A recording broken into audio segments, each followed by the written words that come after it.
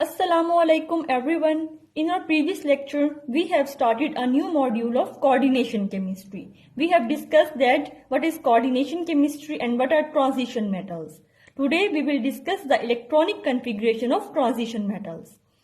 We will discuss first the 3D metals.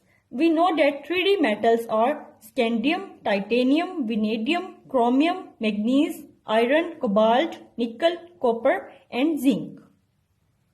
Their outer electronic configuration is 3d and 4s.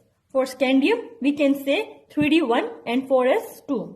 The first configuration is just like argon, so we have to put argon in the brackets and then put 3d1 and 4s2 because it has one electron in its d orbital. For titanium, it is 3d2, 4s2. For vanadium, it is 3d3 and 4s2. For chromium, it is 3d5 and 4s1. For manganese, it is 3d5, 4s2. For iron, it is 3d6. For cobalt, 3d7. Nickel, 3d8. For copper and zinc, it is 3d10. But for copper, it is 4s1. And for zinc, it is 4s2. Electrons are first filled in the s orbital 4s. Then it came in the 3d orbital. Why it is so? Because we know electrons are filled in the increasing energy orbitals. The energy of 4s is lower than the 3d. So electrons first fill the s orbital, then they came to 3d, the higher energy orbital. So we can say that the energy is in this order. First 1s, 2s, 2p, 3s, 3p, 4s, then came 3d. So 4s is lower in energy than 3d. So electron will fill 4s first, then they came to 3d. You have learned to predict the energy order in this way in your previous classes, in the short classes like FSC. When we saw the electronic configuration of 3D metals, the deviation lies in the true metals. Copper and chromium show deviation in the electronic configuration. Copper and chromium, instead of showing 3D4, it shows 3D5 configuration. And copper, instead of 3D9, it shows 3D10 configuration. One electron from s orbital came to d and make it 3d5, and here one electron came to make it 3d10 instead of 3d9. Why it is so? The reason is that we know that d orbital can accommodate 10 electrons total. So if there are 10 electrons, we say that it is completely filled. And when it has 5 electrons, we say it is half filled. And half filled orbitals are more stable than partially filled orbitals. And similarly, completely filled are more stable than half filled orbital. For example, zinc. Zinc we know that is 3d10. So completely filled is stable than partially filled. Like cobalt, it is d7. It is less stable than this. So to attain stability, the copper show deviation and shift its one s electron to d orbital to make it d10 and make it stable. Same is the case with chromium. Chromium, if it has d4 configuration, it will be less stable. So s electron shift its electron. So s orbital that will be more stable than partially filled.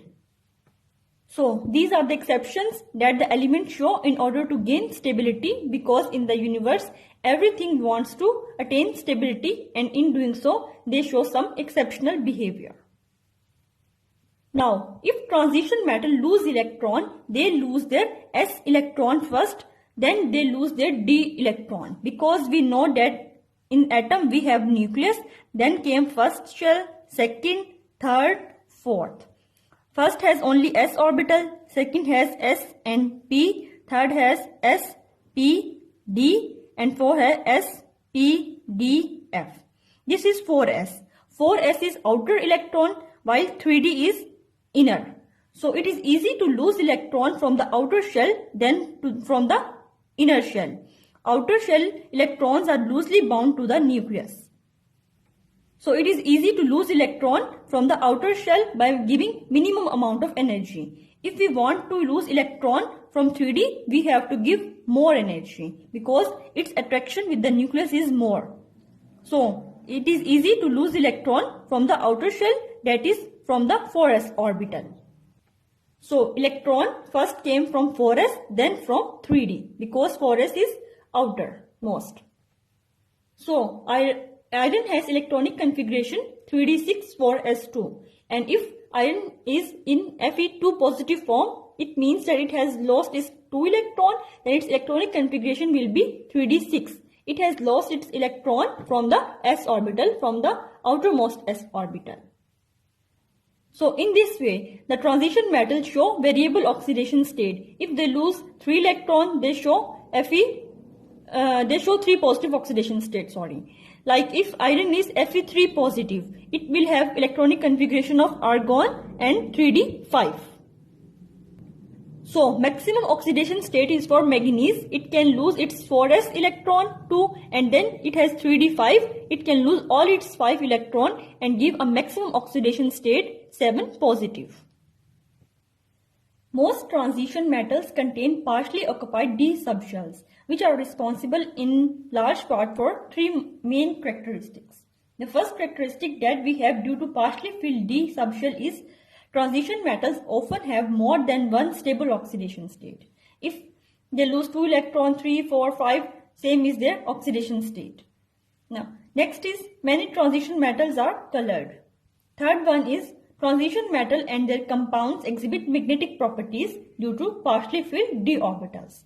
For example, we have 4 transition metal salt solutions: red, green, blue, white. Then which color show zinc metal?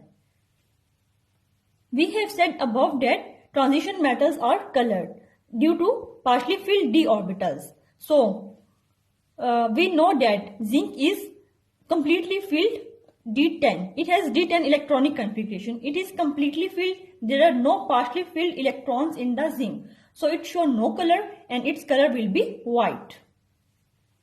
Now, let's discuss the presentation of d orbitals. We know that there are 5 d orbitals. These are dxy, dyz, dxz, dx square y square and dz square. These 3 are in between axis and these last 2 orbitals are on the axis. In between axis have low energy, then on axis. We will discuss it later that why it is so. First, we have to learn that how to draw these on x-axis. We know that we have 3 axes: x-axis, y-axis and z-axis, like this one: x, y and z.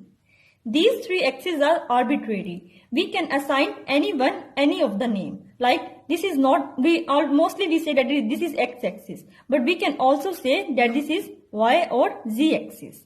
And same, if this is y-axis, this can be x and this can be z. These 3 axes, we can interchange these. It is no hard and fast rule that you have to assign this line x-axis. It can be x, y and z-axis. These 3 are arbitrary.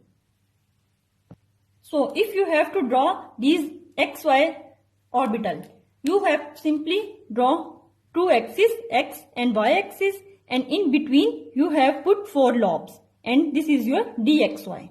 Similarly, if you have to draw yz orbital, first put x and y axis and then in between draw the orbitals. Similarly, if you have to draw dxz, simply you have to draw x-axis and z-axis, and in between these 2 axes you have to put the 4 x square y square. You know that this is on the axis. Draw the axis x and y, and on the axis you have to put the lobes. Now came dz square axis. That has so many misconceptions. The first misconception is that it has only 2 lobes. No, this is totally wrong. dz square, like our above orbitals, have also 4 lobes. It contains 4 lobes. The 2 lobes are fixed along z-axis like this one, and the other 2 can rotate like this one on the 360 angle continuously. That's why we have put the ring around it. This ring shows that these 2 lobes are fixed and the other 2 lobes are continuously rotating on it about the 360 angle. So remember that dz square also has 4 lobes. 2 are fixed and 2 are not fixed. They are continuously rotating around it. Hope so you will like this lecture. If you like this lecture, kindly like and subscribe.